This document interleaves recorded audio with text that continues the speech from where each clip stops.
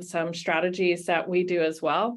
And Christina, do you mind starting the recording for us? That would be great. Started. Thank you so much. So we'll be talking about the training that we do, hopefully kind of ginning up some ideas of what you guys have done and how we can share across C6 LSAMP. We'll also talk about supervising, and finally we'll wrap things up with building community strategies that we use for building community. So let's start out the gate with recruiting for C6 LSAMP.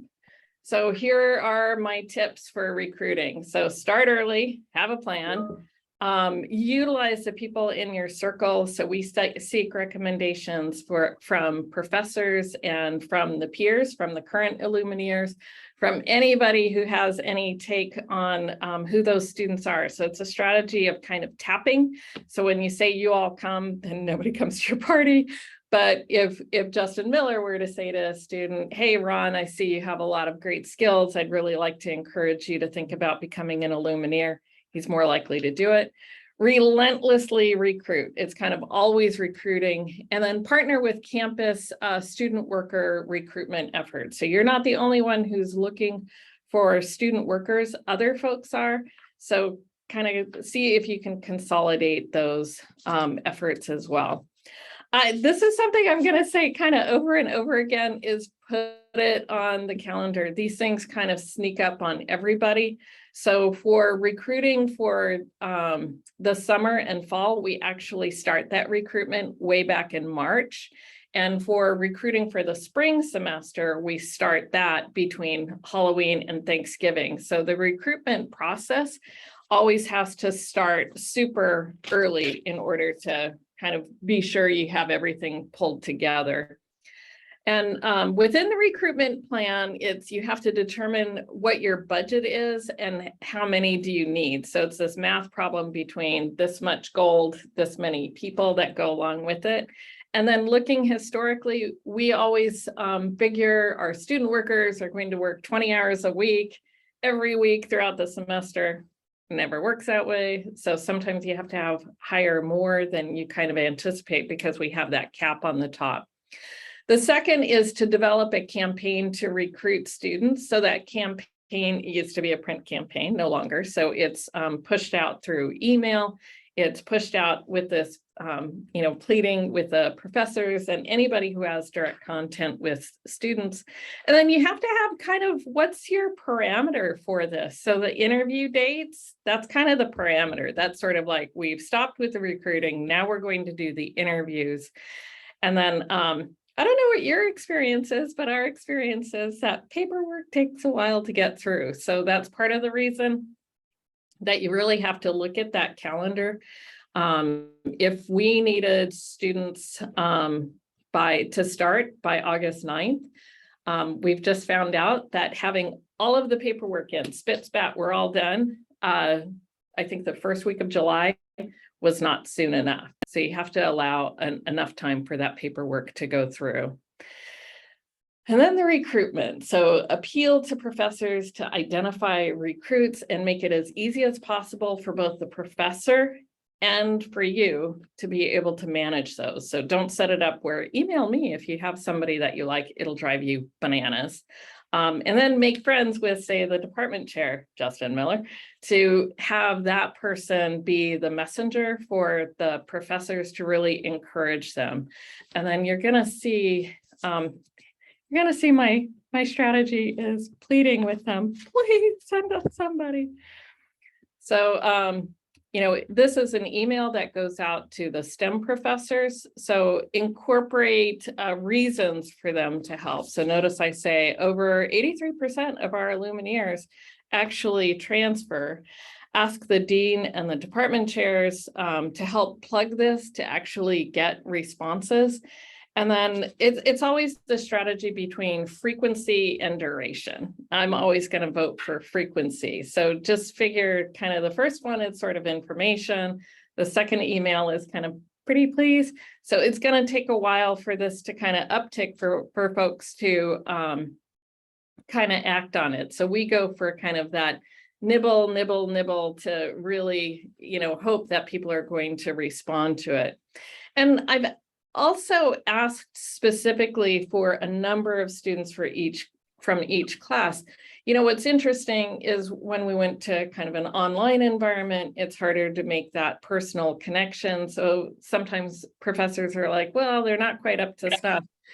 The professional learning that we do really helps to bring them up. So they just have to identify who those students are. So they're going to be, trained, and their capacity is going to be built. So it's kind of an unfair comparison for them to look at current students that they have and compare them to Illumineers, because oftentimes the Illumineers are a little bit older and then they've had a lot of professional learning to be able to support them. So, just encourage them, think broadly. So, and then I give them really specific things to do. Please do these 3 things. Recruit by sending an email to potential promising recruits, and I provide the example below. Aim to recruit, and in this one I said at least 2 students from each class you teach, So if you teach 5 classes, that's 10 students total. And then shoot us an email to let us know if you're referring to become an Illumineer, and we'll keep a list. But we're not directing students to do that. So this is the email that is going out to the students from the professor. Hey, student, you've been terrific. This is what we'd like you to do. And then it has a link so they can become more familiar with the role. And it has a form, a Microsoft form, to be able to set up an interview where we're asking them some of the questions that we'll know to be able to connect them. Because if we get, here's the name of a student, and their name is Joe Smith, we're not able to figure out who that person is. So if they send an email to that student, and then that student is putting in all their information, it really helps out a lot. Try hard not to get stuck kind of in that email loop, because that makes your life a little bit more difficult. And then we also use this same strategy. So this is set up as if it's going to professors, but we use the same strategy with current Illumineers, and we ask them to do some of the recruiting as well. So always recruiting. So how does this go when you're thinking about the C6 LSAMP candidates? So we're talking about C6 LSAMP embedded tutors, but then you also need this other bucket of the C6 LSAMP candidates as well. So about 30 for each campus. So you ask the same folks to help to identify them. So it'd be the professor name. What you can't see on this is the content area, and then if they can list some of the students and if they have the 900 number. So that gives you a place to be able to start. If you know what class the students are in, you have a better shot of utilizing Banner. If you ask people for, don't send this in unless you have a 900 number, you're not going to get anything because they're not going to send it in. So you have to make sure it's kind of a light lift for folks as well, so it's easy for them to do. And then finally, partner. You are not the only one recruiting and hiring students, so look across the campus and partner with others.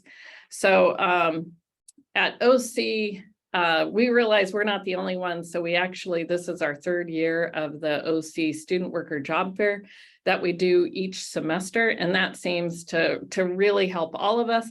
And it stopped it from just being word of mouth. So it's this much broader net that we're casting out.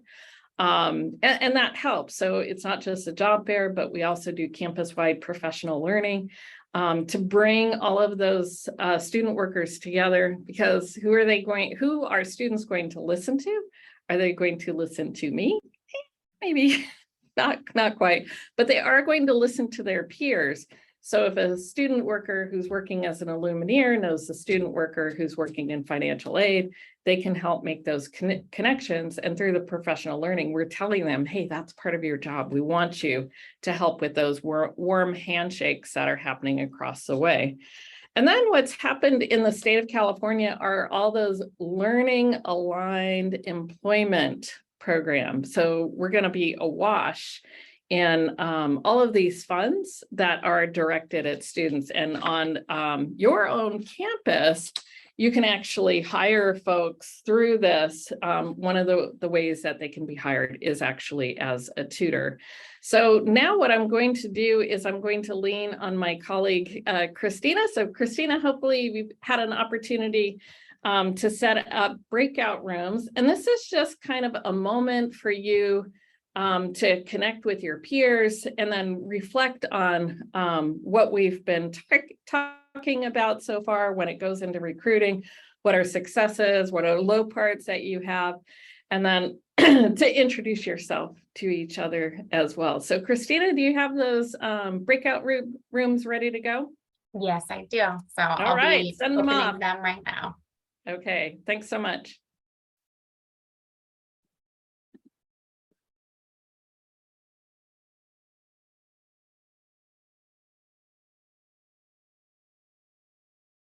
All right. Okay. Yay. I wasn't able to put myself into, so I can go ahead and just press join now. Yeah, well, Oxnard College has a content specific counselor. So we're concept testing that idea and I have high hopes for it. Okay, so our next piece that we'll be going over is hiring for C6 LSAMP. So here we go, busting into that. So I have some hints for it. So develop an interview process, find the folks on campus that are directly responsible for this, support future student workers in completion of the paperwork, and communicate with the recruit. So let's go ahead and go over that piece. So when you're, let's see. So scheduling the interviews, you'd think that that's kind of the last thing, but it's kind of the first thing that you need to do, because when you schedule the interviews, you're going to realize that you need a job description. Who are the people that you're going to have involved in doing the hiring? Those are probably the people who are going to help you with the recruitment. And then that's going to push you into establishing a timeline to go along with that as well. So it's always good to start with the end in mind. And then one of the things in your hiring to always keep this in the back of your mind is to be sure to close the loop. So if they aren't selected, let them know as soon as possible. For many, it's their first real maybe job interview because it's a much more formal panel. Like on our panel, we try to have somebody from the OC STEM team. That's kind of a given. We try to include professors in it, and we almost always are including a current Illumineer in that. So it's interesting for them to be on the backside of that as well. So the next thing is find your helpers. Somebody on your campus is in charge of this. So find that department, find that person, and you'll need to assemble the right paperwork for it. So Sheila is on this call and she's been amazing to get this organized for us. She had worked previously in payroll. So the folks that are there, they actually know what the paperwork is, how it's supposed to be filled, and how it's supposed to be returned to them. So that's going to be kind of an important piece that's in there. And hey, Christina, I just saw that in the chat that came up. It's still nice to get to know each other.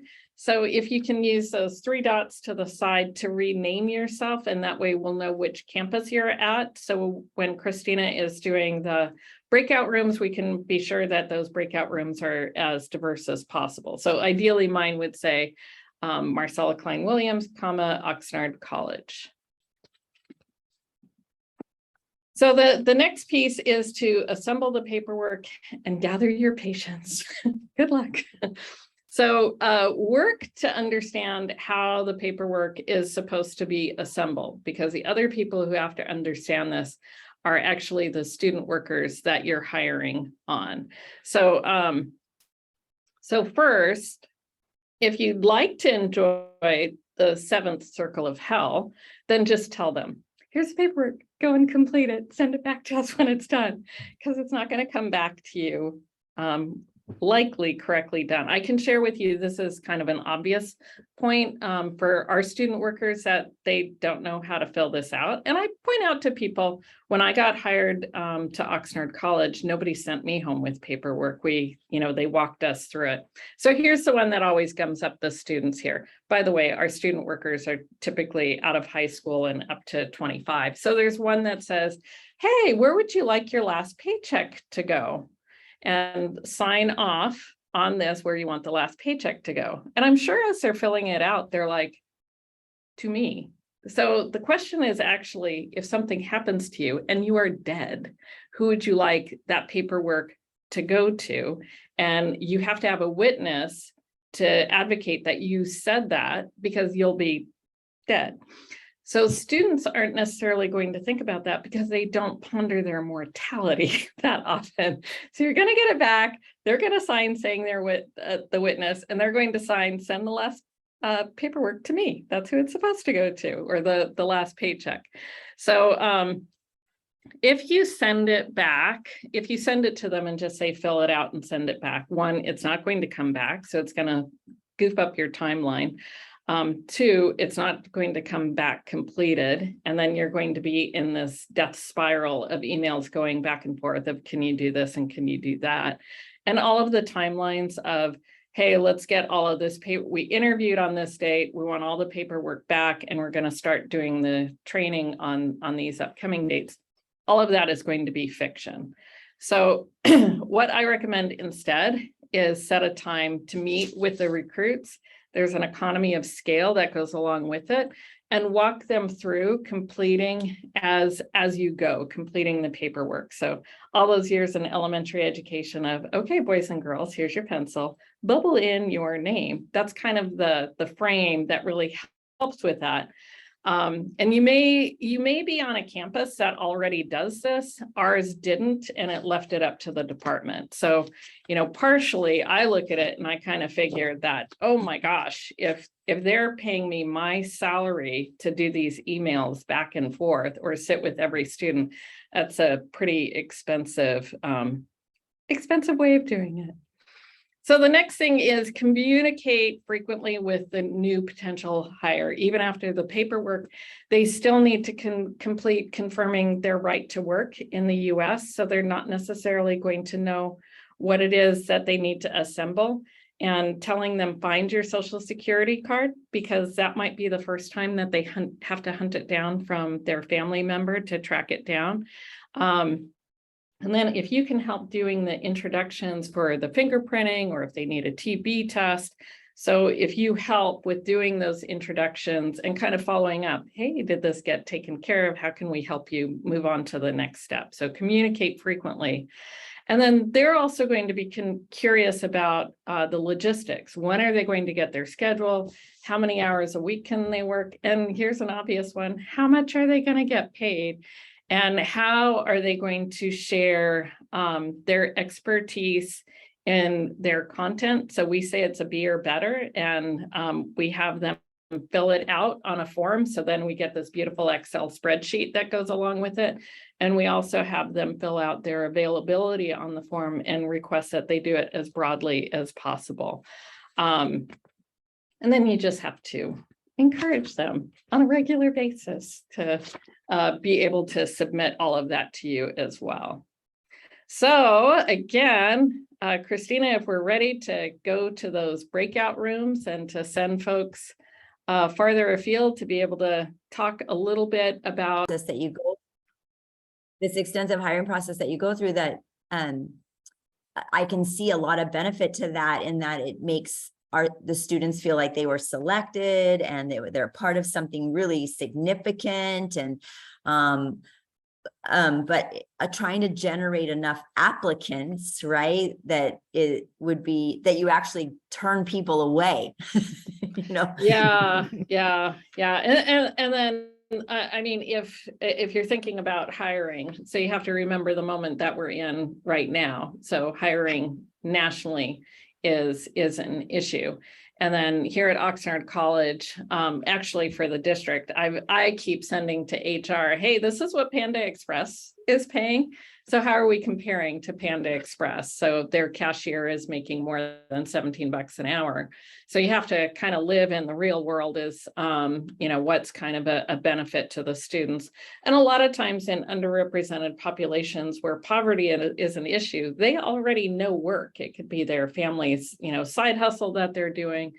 So valuing them as well, but those are things that are kind of institutional issues that, I can't decide, oh, I'd really like them to be paid more. It's like, this is what student workers get here. All right, so we're moving into something that really is within our own sphere of being able to work on, and that is the training for C6 LSAMP.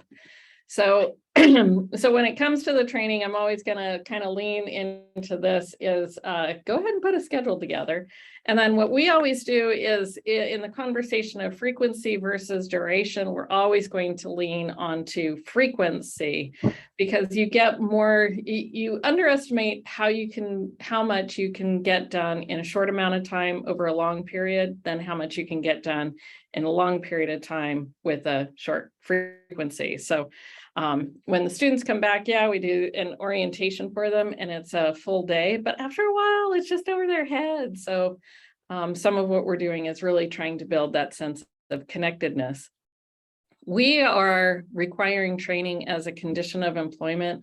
Some of where we've lost it's become fragmented is the lack of engagement and connectedness on campus, because we're still struggling with how do you come back and how do you encourage in person? We have all these students who've been back once they're in high school, but they're all opting to take online classes. So how do you start to foment all these connections together?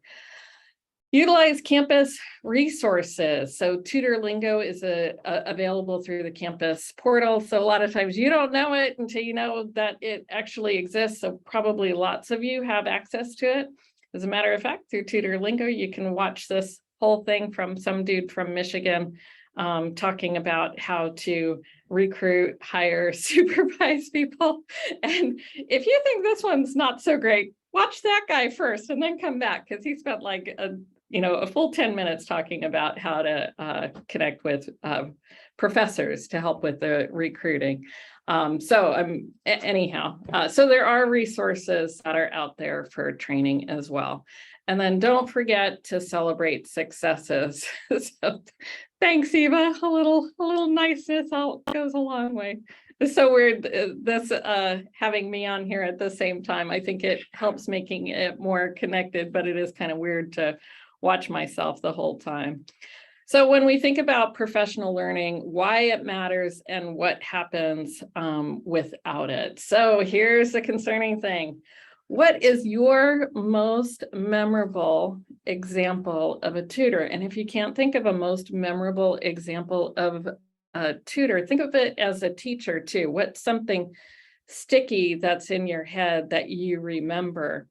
Notice I did not say best example. I said the most memorable example, and then that's where it actually gets you. So what we remember isn't always positive. Sometimes it can be negative. And then that's what sticks. One of my more memorable moments was when I was in second grade. The teacher I had, if somebody was talking, she would put a pacifier in their mouth or take up a wad of paper towels and stuff it in their mouth. So that's memorable. I have not ever done that. I think that's abhorrent, but just kind of keep in mind, that's why you have training, is to set the example of what do you want to happen and to kind of set that culture. So one of the things to remember is, again, put it on the calendar. So the training and then professional learning, it's just not going to happen. It'll be, for me, it'll be good intentions, and then good intentions that stack up become these grand gestures. And then that you have that whole duration thing of, hours and hours where, after the first 2 hours, it's just drifting over their head. So if you put it on the calendar and you give it a try every once and again to, get people thinking about it, that's going to be a much better way of moving things along. So the next thing that you want to think about is kind of what is your scope and sequence for it as well. Oh, I did want to go back. Let me go back for just a second to think about putting it on a calendar. So what do we actually do here? So engagement is just a critical issue here at Oxnard College, and we pay these students. So because we pay them, we're kind of bringing them together once a week for 2 hours. So it's beyond professional learning that we're looking at, is we're trying to get people to interact together and help to build that sense of community, because we have the professors to connect in and the students to connect in, and we want them to have a little bit of fun while they're doing. So it's doing two things, supporting them professionally of what we want them to do, but it's creating the sense of community as well.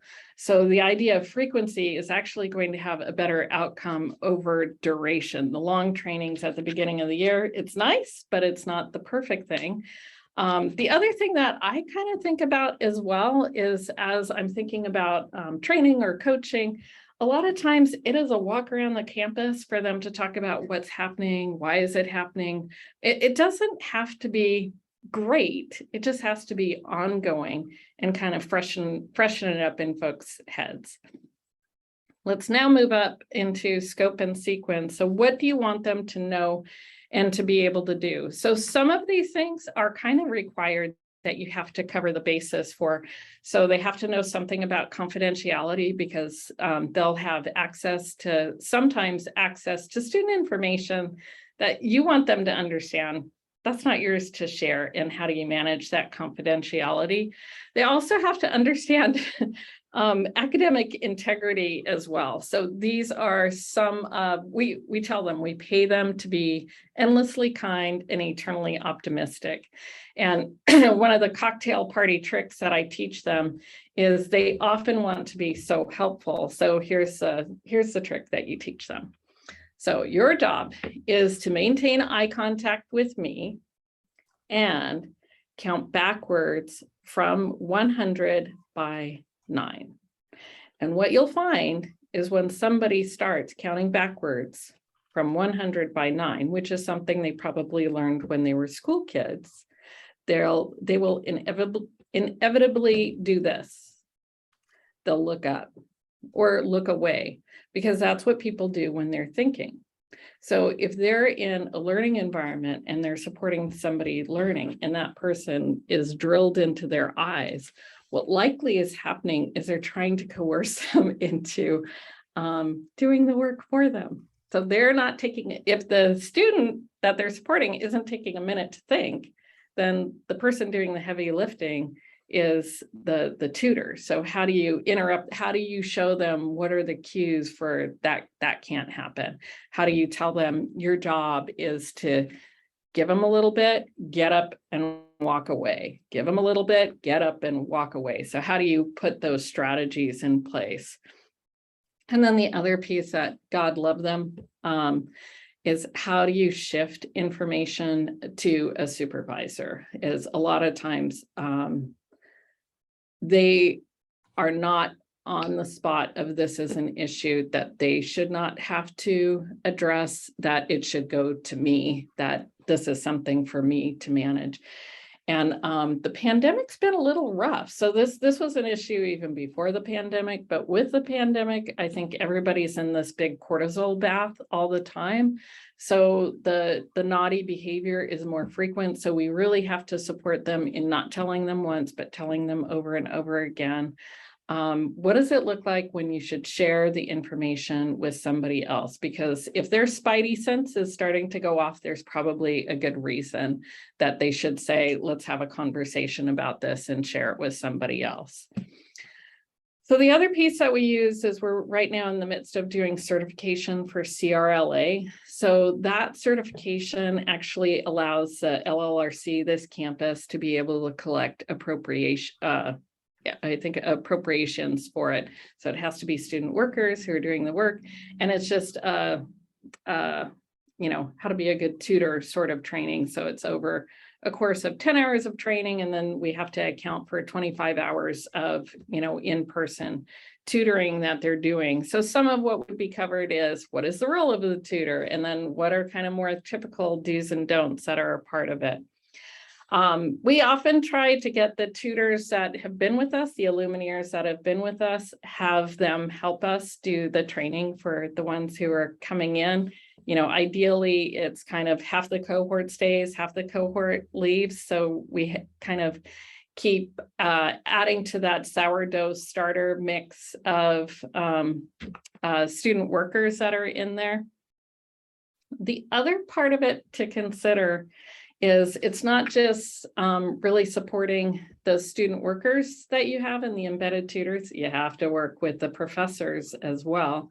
So one of the things I try to point out to folks is if you came over to my house and your job was to sweep the kitchen, and I went in there and I started rattling the pans to make pasta for dinner, and I kept walking around you, but never said anything to you, never said a word of welcome, you'd feel like you're not supposed to be there. So you wouldn't have the feeling of, this is neutral. You'd have the feeling of either being welcomed. Hey, I'm so glad to be here. So glad you're here. Thanks so much for sweeping up. This is so important. It keeps everything neat, and I'm glad you're here. Or you'd feel unwelcome just because nobody's talking to you and you're in somebody else's space. So being able to support the professors who have these embedded tutors is equally important as well. So just remember that relationship is it's never neutral. So it can't be neutral because they're in too close proximity. So it's either a good relationship or a bad relationship.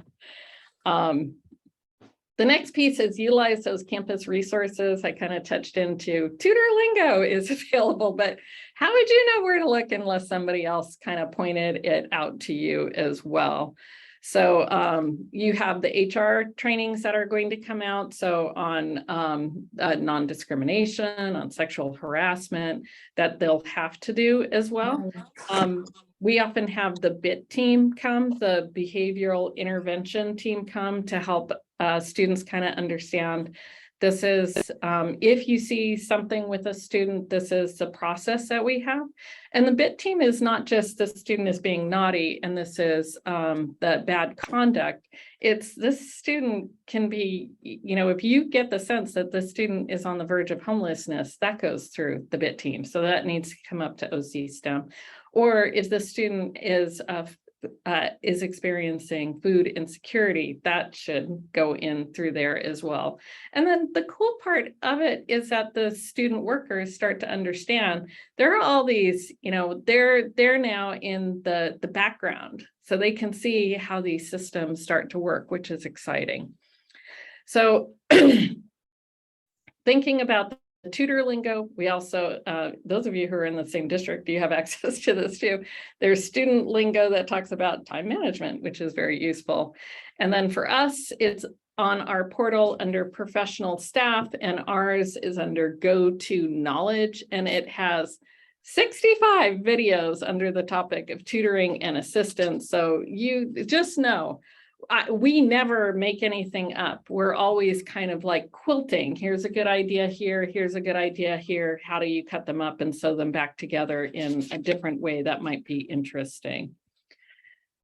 And then the next piece that I'll recommend is celebrate incremental successes. So a lot of the folks on the call, we've spent our life in education, and a lot of us have spent our life in front of students as well. This is their first go at it. And what happens is, I remember I did teacher professional development and I was master teacher for new teachers. It is way harder. You think you know how to do it, how to support somebody learning, until you're on the other side and you realize this is way harder than what you thought it was. So they're getting used to being viewed as a role model. So that's a lot of weight. And we tell them, yes, you are seen as a role model. And then even educational support that they're doing is hard. So you have to kind of recognize when there are successes and kind of approximate, they're moving in the right direction. So help identify when they have definitely helped another student, recognize the student success that's happening and support the embedded time. So like, let's say from this class, now there are people who are going into the Mesa Center or people that are going to the LLRC because they've made this connection with an embedded tutor. You have to say, do you realize that's because of you? That's because of what you're doing, and there is success to be had with it. So plan something lovely to bring them together as a team for fun. So again, this is another, forget the grand gestures, have it be really simple. And frequency versus duration is important. So on my reading list lately is a book by Catherine Price. It's called The Power of Fun. And fun is one of those things that you can only cultivate the conditions. You can't say your job now is to go have fun. You have to cultivate the conditions and create the opportunities for playfulness, connectedness, and flow, that Csikszentmihalyi idea. So why is fun important? Well, we'll talk about engagement, why that's important, and then you'll see why fun is important. But it is actually one of the things that helps you shower off all of that cortisol that we're all bathing in all the time. And cortisol is really hard. That stress hormone that is just kind of having at all of us on a regular basis. So plan for fun. Okay, and again, Christina, can you send everybody out into the, when I say take a minute, and they're like, yes, we will. We will take a minute.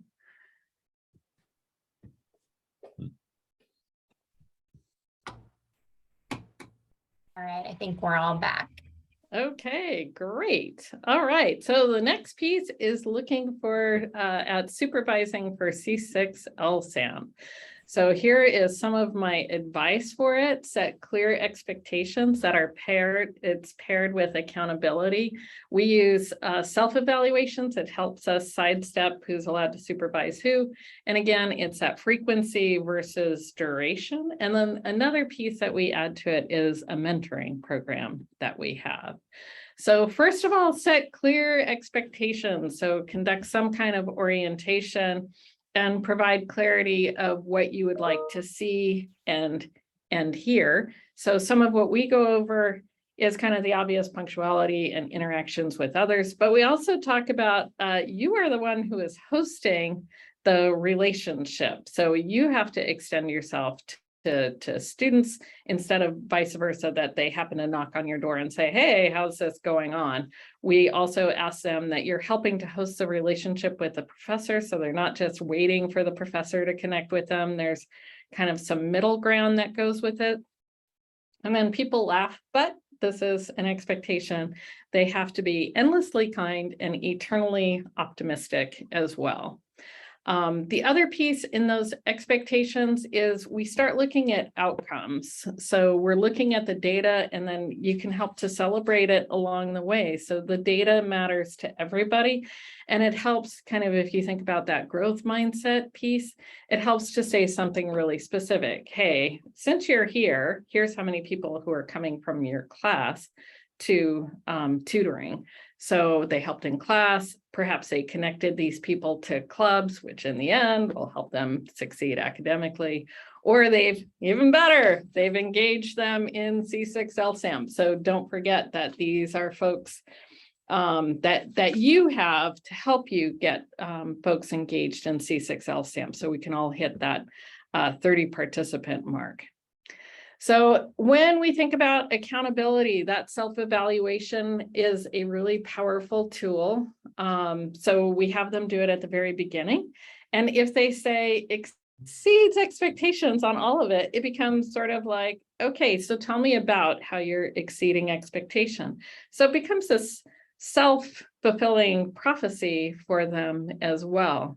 The other piece that we do is have ongoing focused conversations with them. So the OC STEM team, oftentimes they're paired with, maybe 3 of the Illumineers or maybe more of the Illumineers, and they intentionally are having conversations with them on a regular basis, talking about what did you learn?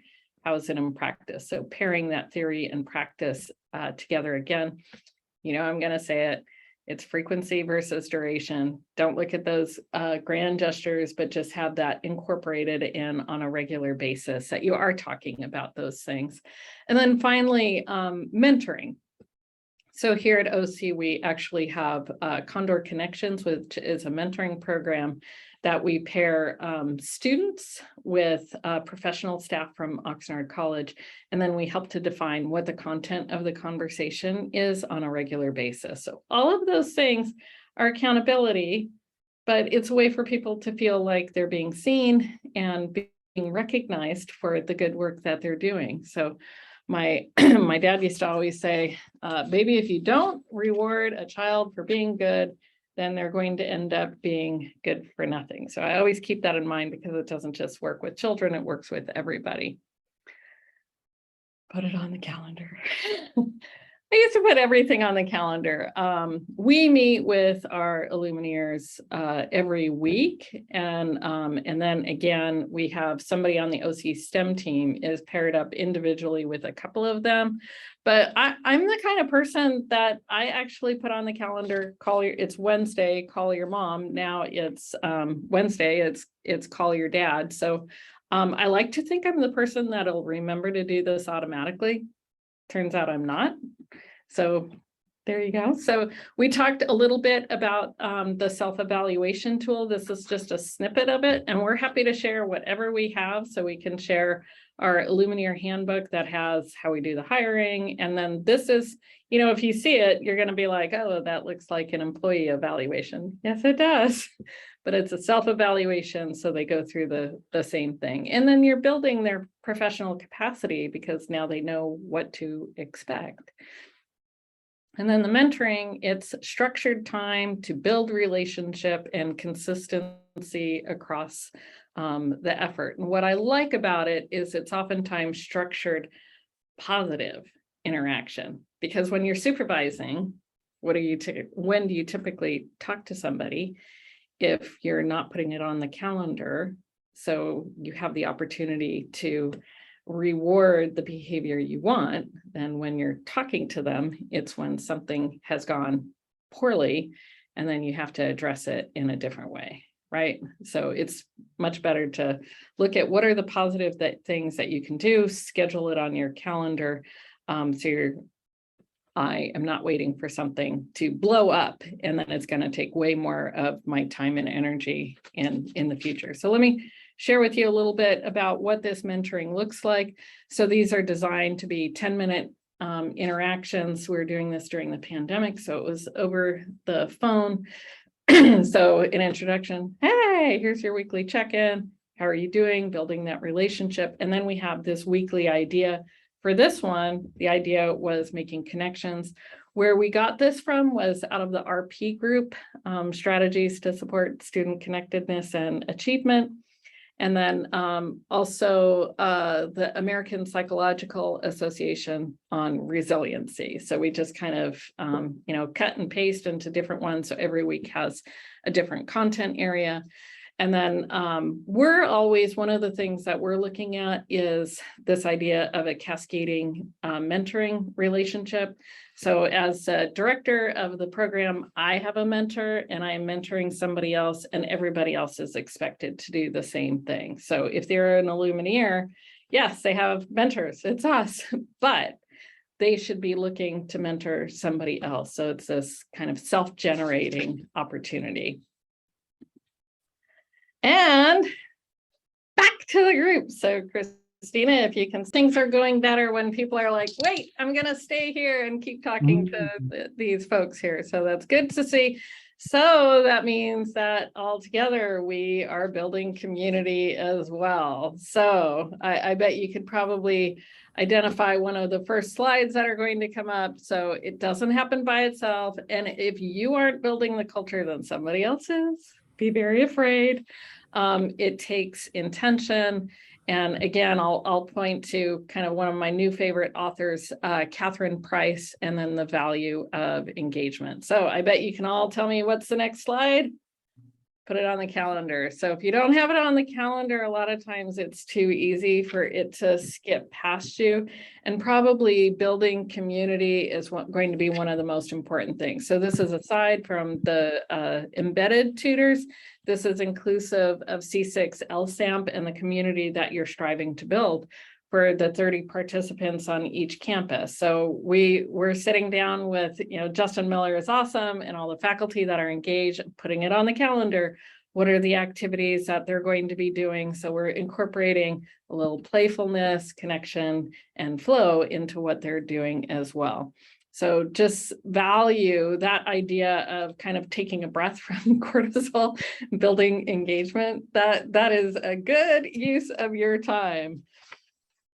So the next thing is engagement takes intention. So it's just not going to happen on accident, or if you just kind of hope that it's going to happen. It really takes, there's another great book on gathering of the role of the host and what they're doing, how you protect that kind of sense of playground. What are the rules?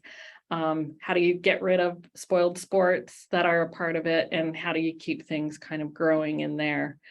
So The Power of Fun, Randy Pausch, terrific author. He hasn't written anything because he died, but one of the things, he was the one who wrote the last lecture. So never ever underestimate the importance of having fun.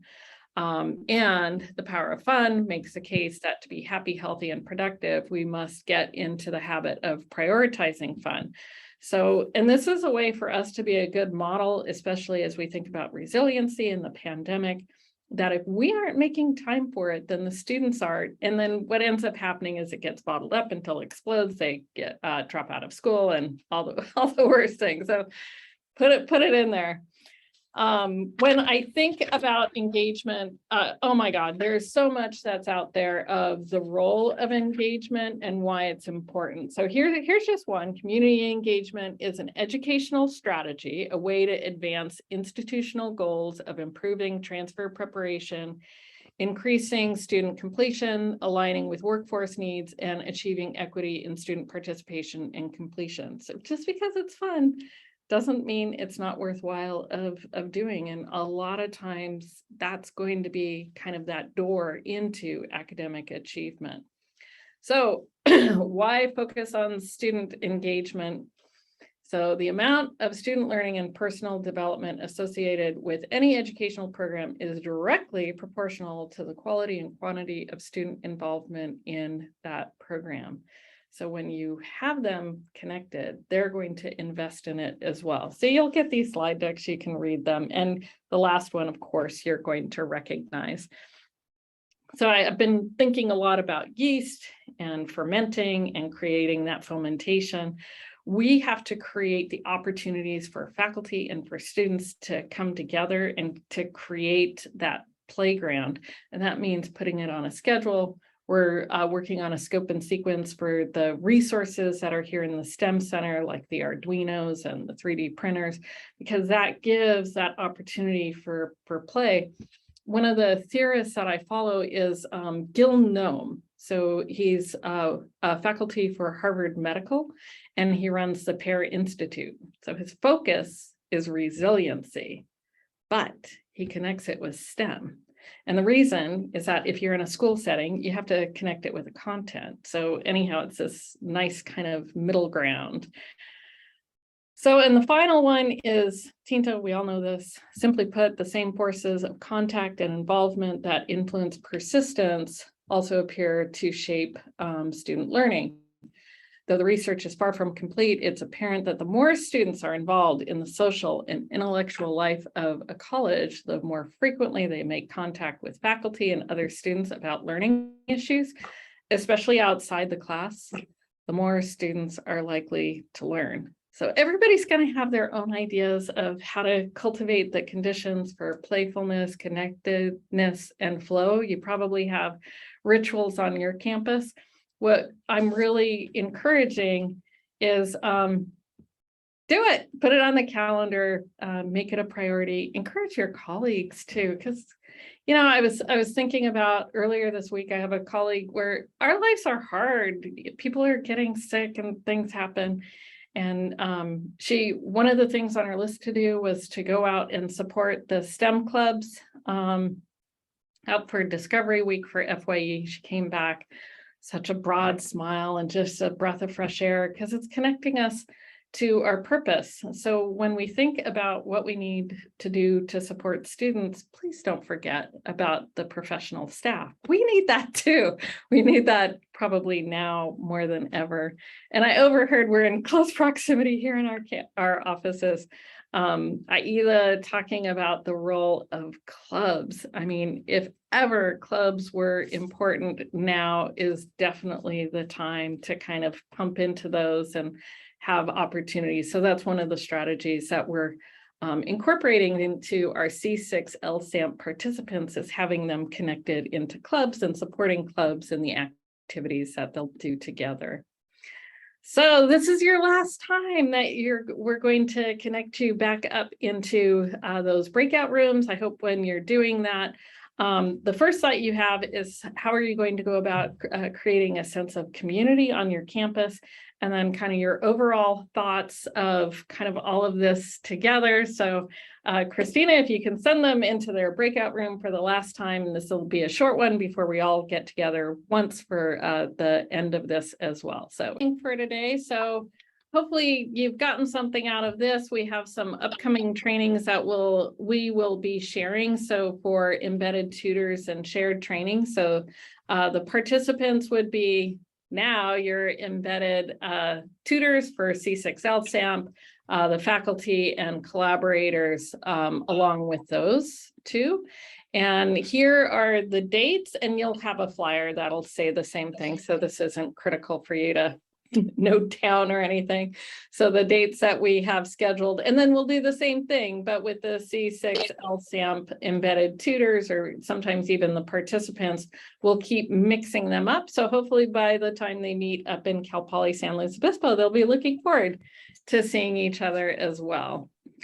And then on behalf of the OC STEM team, so they put in a lot of work to bring this to you. So thanks to everybody who has been joining us as well. And then we'll go to I get to see everybody. Yeah, this is awesome. So thanks so much. And I'd like to thank the team here at OC STEM, my colleagues that I work with. So Sheila, can you wave a hand? And Aida Jimenez Martinez and Christina Hanna, if you can wave a hand, and Melody Kraus and Justin Miller and Ron Laxon as well. So thanks to all of you for kind of helping with those rooms and keeping things going. So hopefully this has been informative for you. And if anybody has any closing thoughts, it's always important to me to get done on time. So we're 1 minute away from getting done on time. So I think that's it. Thanks everybody. And we hope that you'll join us again in the future. Bye-bye now.